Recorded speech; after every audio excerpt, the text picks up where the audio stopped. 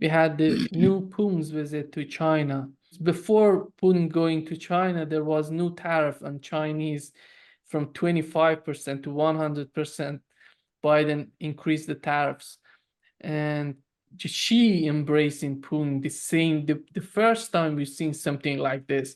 I have never seen in my life such a thing, that Xi doing these things. And Putin is not a hugging guy. He's not, no, none of them is. But we saw something different. We haven't seen this before. I think this was indeed a transformational moment. The relationship between China and Russia has been a very complicated one. It began in the 1640s when Cossacks arrived in Siberia and the newly established Qing or Manchu dynasty in Beijing encountered them. It was an unfortunate meeting in that the Cossacks apparently ate some of the Chinese. They were cannibals because they were starving. And people went back to Beijing and reported there are cannibals to our north. This was not a good start for the relationship. It was solemnized in a treaty between the Russian Orthodox Church and the Chinese imperial government. And this is, under this agreement, 16 hectares in Beijing were allocated to the Russian Orthodox Church. Those 16 hectares are today the embassy of the Russian Federation in Beijing. So there's continuity. Russia participated, along with other Western countries, Western from the point of view of the Chinese, in taking vast parts of Chinese land and also dividing China into spheres of influence. And in 1902, when the Boxer Rebellion occurred, the Russians contributed forces to the eight-nation army that slaughtered tens of thousands of Chinese in and around Beijing to put down the rebellion. Obviously, the history later was one in which the Chinese Communist Party alternately embraced and divorced the Soviet Communist Party. And in fact, in the 1950s, China leaned to one side, as it said, in the Cold War. For 10 years, it was a close ally of Moscow. But around 1960, that relationship fell apart. And for another quarter century, 25 years, China and Russia were enemies. And they even fought battles on their border. And this led to the opening with the United States, which sought to recruit China to help contain Soviet Union. When the Soviet Union expired and the Russian Federation reemerged from it, the Chinese were very clear-minded and took the long view. I remember discussing this with them at the time in the early mid-1990s. They said, Russia is collapsing. It's on the way down, but in about 10 years, meaning early in the 21st century, it will bounce back and it will begin to recover and it will resurge. And when it does, we are determined that it will be our friend, not our enemy. And they've kept their eyes on this objective and they achieved it. But what they achieved until recently was entente. That is a limited partnership for limited purposes. And this entente came into being in common opposition to hostility from the United States. But the nature of the hostility and the strategic pressure on each country, Russia and China, was different. In the case of Russia, Russia withdrew from its sphere of influence in Europe, did not attempt to reestablish itself, on the understanding, on the basis of assurances from the United States that we would not try to fill that vacuum with our own forces. We broke that commitment and we pushed steadily toward the Russian border with Ukraine, the last prize. So in the case of Russia, Russia was acting defensively against a perceived mounting threat, and the establishment of a hostile presence on its borders.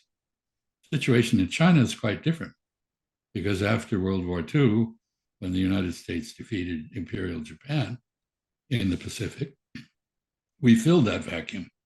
And for 70 years, the United States was the unchallenged hegemon, if you will, the great presence that we enjoyed strategic primacy throughout the Pacific Asia.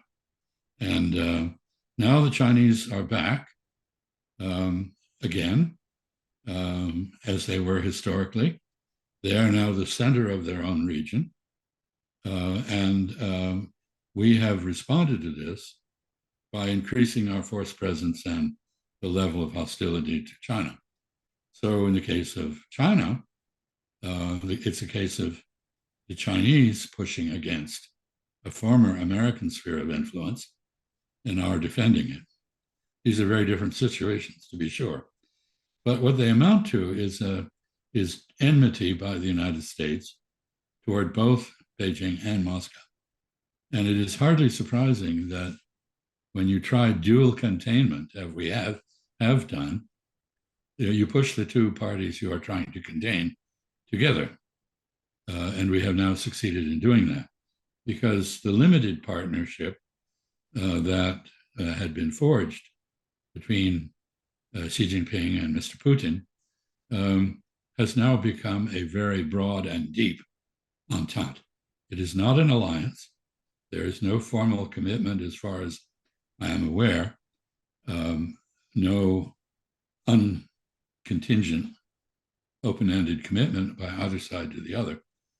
But the number of subjects on which they now agree in opposition to the United States is very broad and deep. And that is a change. This relationship is almost an alliance now. The United States does not seem to know how to deal with this. We are continuing on the course of pushing Beijing and Moscow together. All of this is happening while the situation in Ukraine turns very much against the West, the United States and NATO, in favor of Russia. And while a new administration in Taipei seems to be doing things that risk restarting the Chinese Civil War on a military basis rather than simply a political basis. So China has been divided. Taiwan, Mr. Lai, who was elected president in Taiwan, gave an inaugural speech in which he basically adopted the language of one China, one Taiwan, or an independent Taiwan. This has been noticed in Beijing. It's a provocation. And the administration, meanwhile, the US administration, as you indicated, continues to pile on the tariffs and sanctions and other hostile gestures toward Beijing. And this increases the likelihood both of war over Taiwan and of Russian participation in whatever happens. So this is a very important visit, this last one. And I think you're correct to note that the embrace, the hug, if you will, in Zhongnanhai, the leadership inhabited part of the Forbidden City in Beijing, is symbolic of a change in the relationship. Yeah. We know that Poon, just in his new administration, he's replacing the head of the Ministry of Defense with an economist. Shoigu is gone. He was promoted. It seems that the new head of Ministry of Defense in Russia is an economist. I talked with a Russian expert. He said that one of the reasons for this decision was the expenses on the part of the Ministry of Defense has passed 6%, and they want to bring it down again. And the other experts believe that Putin is preparing for a bigger war. This war, they are considering, if NATO comes in, if NATO tries to attack them, they want to be well prepared to any sort of attack, any sort of escalation in Ukraine. What's your understanding? What's your take on this new administration of Putin? Well, I think there are two basic motives for putting an economist, apparently a very honest economist, not a corrupt man, in charge of the defense ministry. One is that the role of the defense ministry in the Russian economy is now very much larger than it was before this war began. The defense budget has doubled.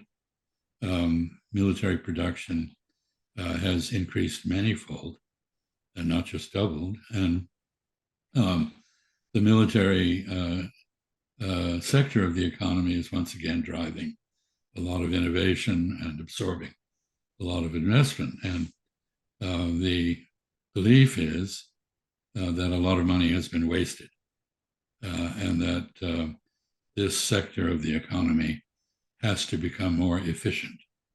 And this is something the new defense minister is apparently qualified to help happen. The second reason is that, as is normal in any war, there's been a lot of corruption associated with the defense sector, and the new defense minister is meant to clean that up. Now, the question of whether trying to make the defense sector more efficient, or perhaps even larger than it is preparation for peace or for war, is an open question. I think it is an effort to cover both possibilities. You cannot rule out a wider war with NATO, and therefore Russia must be prepared. But you can also hope that there will be a negotiated peace in Ukraine, with Ukraine, and some understanding with the United States and NATO about different security arrangements in Europe that reduce the danger of war and provide a sense of security both to Europeans and to Russians. So I think that Mr. Putin is trying to cover both possibilities, and that's probably wise. You can't tell what's going to happen. So I would say I don't have any idea, and I doubt that any expert on Russia, which I am not, has any idea exactly what Mr. Putin expects. I think we can tell what he fears, which is a wider war, and he's getting ready for that. What he hopes for is a peace, and he's getting ready for that. Yeah. We know that Zelensky's term has finished. He's continuing under the martial law in Ukraine. Do you see any sign of change in the mind of the Biden administration that they go after some changes in Ukraine and maybe find a political settlement? That's a very complicated question. I really don't know the answer. It's very clear that many more people in the United States are now aware that Ukraine is not a democracy. It does not have functioning opposition parties. Its media are a state monopoly, and freedom of speech is limited. Information is very carefully shaped for political effect. So this is a state which relies on a lot of techniques that the famous Russian Prime Minister Potemkin would have understood. So the ideological basis for support for Ukraine is eroding in the West. But I would say also that what is likely to happen is going to be determined by Ukrainians, not by people outside Ukraine. And there are many pressures on Ukraine. There is the pressure of Russian advances in the Northeast, Kharkiv region, for example. There is the pressure of Russian advances also in the South. And what is happening on the battlefield is not encouraging from the Ukrainian point of view. Also, Ukraine has been encouraged by the British and some Americans to fire missiles deep into Russia and to attack targets deep inside Russia.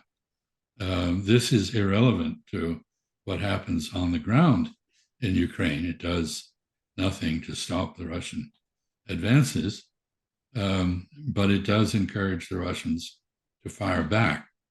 And in fact, that is happening, and more Ukrainian infrastructure is being destroyed. So we're in a war of attrition in which, and in every war of attrition, the larger, more populous, richer country has the advantage. And in this case, that is Russia. So there's a lot of pressure on Ukraine. Do people in Ukraine, now that they do not have a constitutionally legitimate president in Mr. Zelensky, will they take action to change their government? I don't know. But I think the pressure on them to do that is mounting.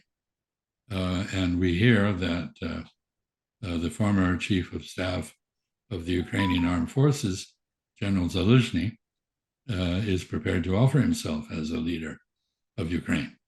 And presumably there are others similarly ambitious to try to do something to save their homeland.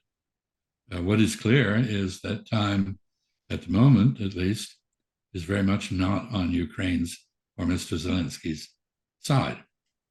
So I don't know what will happen, but I can see many reasons to suspect that Mr. Zelensky, one way or another, cannot last forever as the chief of government in Ukraine.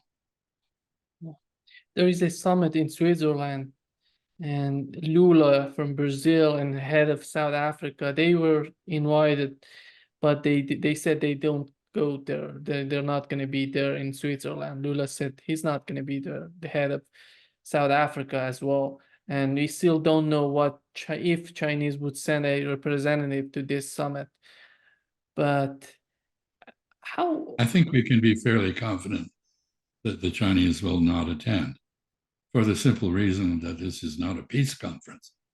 This is a conference to rally support for Ukraine against Russia. In that regard, it resembles the conference in Jeddah, Saudi Arabia, some time ago, where the Russians also were not represented.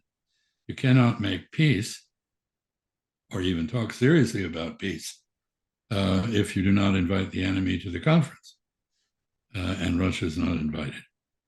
So to go to that conference would be to take the side of the United States and Ukraine against Russia. I suppose Lula doesn't want to do that, and I suppose Cyril Ramaphosa doesn't want to do it either, and I'm pretty sure Xi Jinping will not do it either. The other thing that I think in the mainstream media, they're not talking about what's going on in Georgia, and it's so important, it's so crucial, it's so fragile, the situation right now in Georgia. And we've seen that there is a new law passed by the parliament on foreign agents and then vetoed by the president of Georgia. And we've seen the foreign ministers of Lithuania, Latvia, and Estonia protesting on the streets in Georgia against this law, against what's going on. In your opinion, is that normal to see foreign ministers of another countries protesting something internal, a discussion that is going on in Georgia? No, it is not normal. It's not in accord with international law and practice.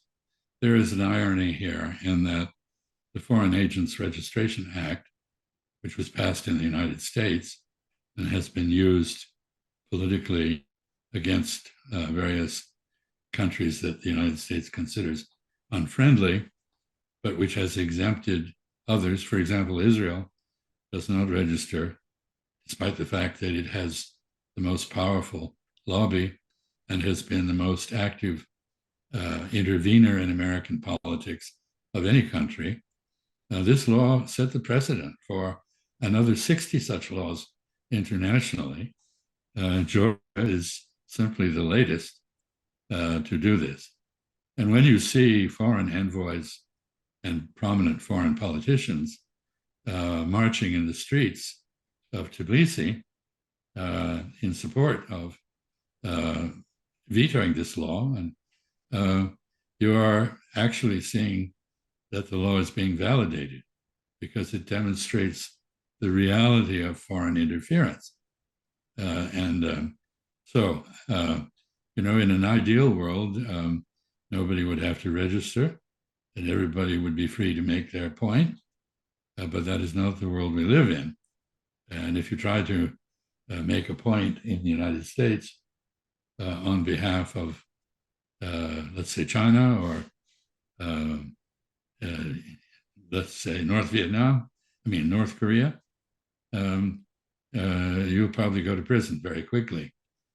So if you try to make a point in Georgia that is against Russia, why should you be exempt from similar treatment?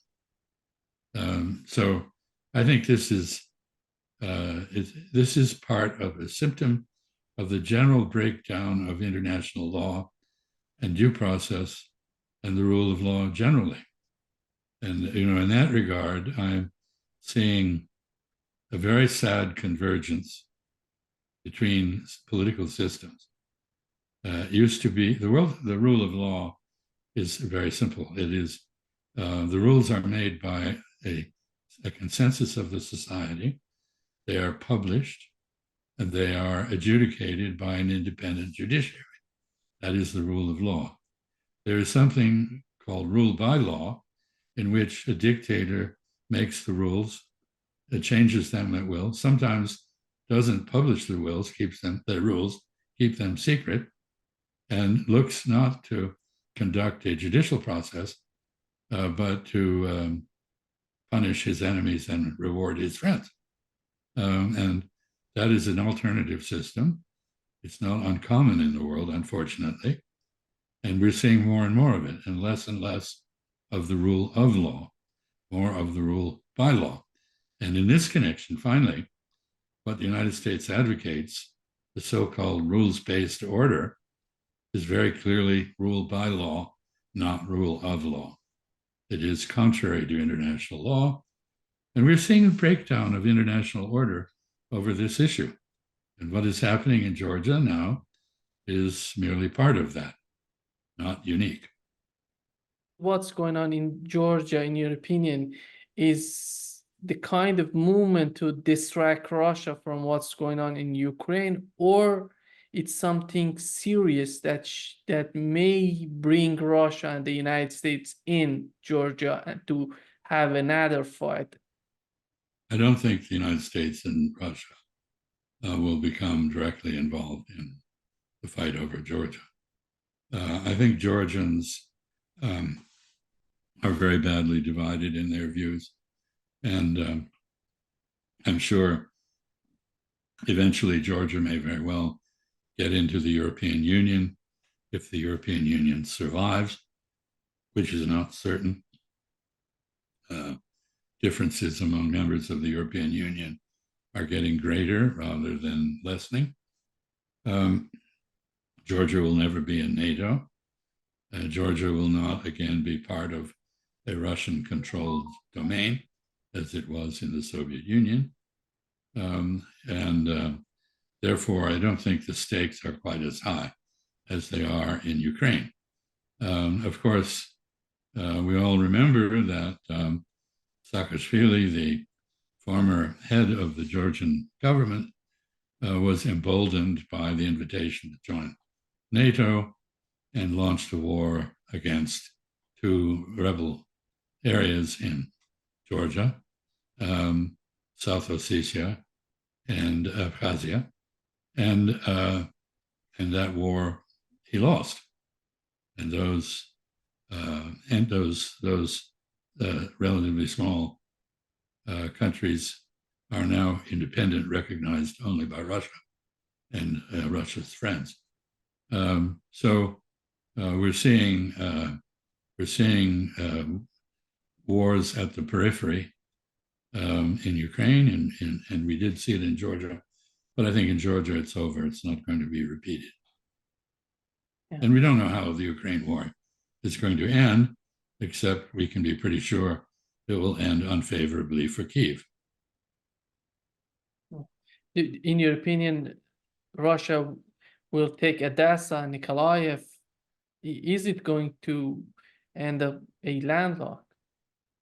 I don't know. I mean, a great deal depends on what Kyiv decides to do. If Kyiv continues to attack targets in Russia and therefore make the case that its alignment with the West is unacceptable as a threat to Russia, then I don't know what the Russians will do. If Kyiv decides to make peace, I think Russia will compromise. But now, if Ukraine refuses to compromise, why should Russia when the war is going in its direction?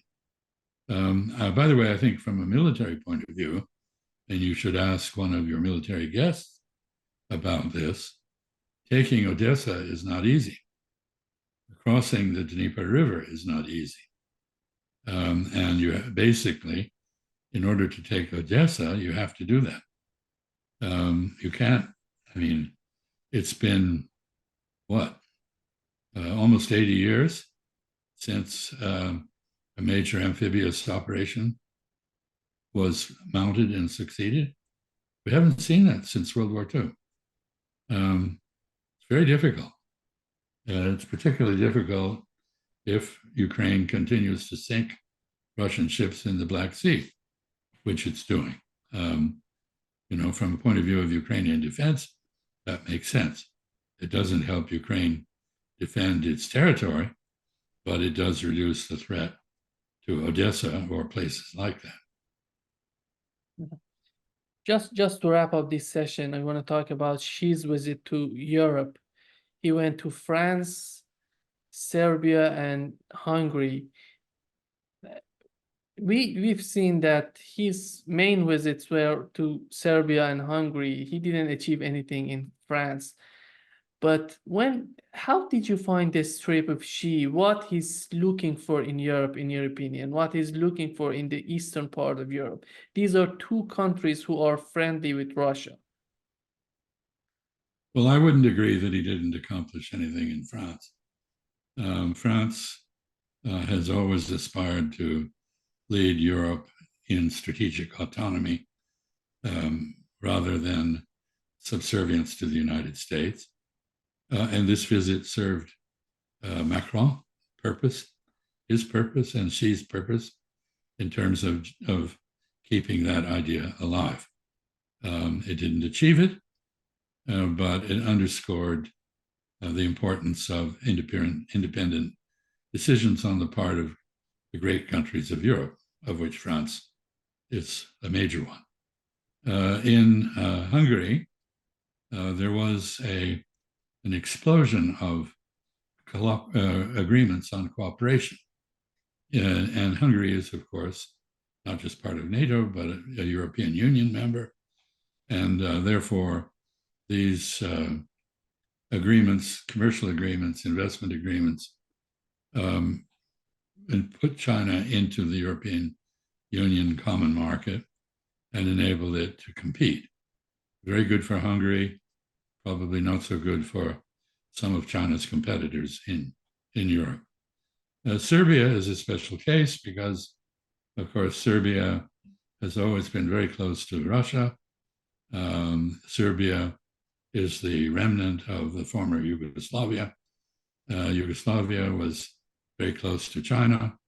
Many Serbs have studied in China and speak Chinese, just as Albanians do, from the time of Enver Hoxha in Albania. So Serbia is a country that has a friendly relationship with China. And of course, it was the site of the American bombing of the Chinese embassy in Belgrade, and therefore going to Belgrade and celebrating or remembering that moment was important to Mr. Xi Jinping for nationalist reasons. So I think this was a trip that made sense. it kept alive the idea of European autonomy. It established a bridgehead for Chinese industry in the European Union, and it reaffirmed a close relationship with Serbia, which is an important European country, even if it is not in the EU or NATO. Do you see any of these European countries, Eastern, especially Eastern part of Europe, joining BRICS, in your opinion? I haven't really considered that question. My guess is that any relationship between BRICS and Europe is going to have to be worked out with the EU rather than on a country-by-country basis. After all, the BRICS began essentially as an international protest movement against American primacy. It has become something more than that, but how much more, we don't know. But it is a multilateral organization. It has, as I've explained elsewhere, but I think not on your show, I don't like the word multipolar, because as an engineer, you will understand that a pole is a line, the end of a line between 2 points. But the world is far more complicated than a bilateral arrangement between 2 points. And so I preferred the word node, I guess nudo in Spanish, I don't know, Portuguese.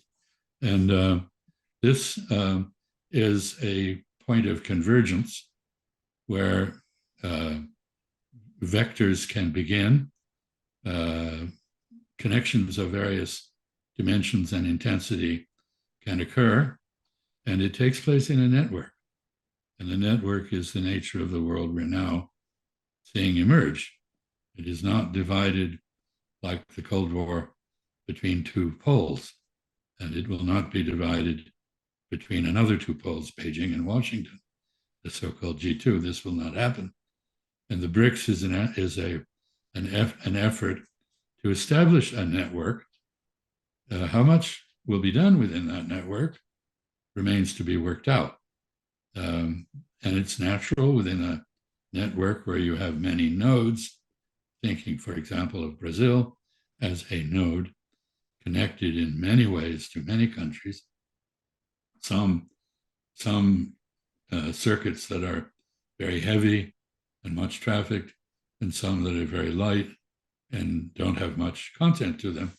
It's very easy to see how a country like Brazil would find this arrangement very, very useful. Why? Because it is an obvious alternative to subordination to the United States, to China, to Russia, to India, to whoever. It allows Brazil to maintain its autonomy and to pick and choose what it does internationally. So I preferred the word multinodal to multipolar, but perhaps that's just a peculiarity on my part.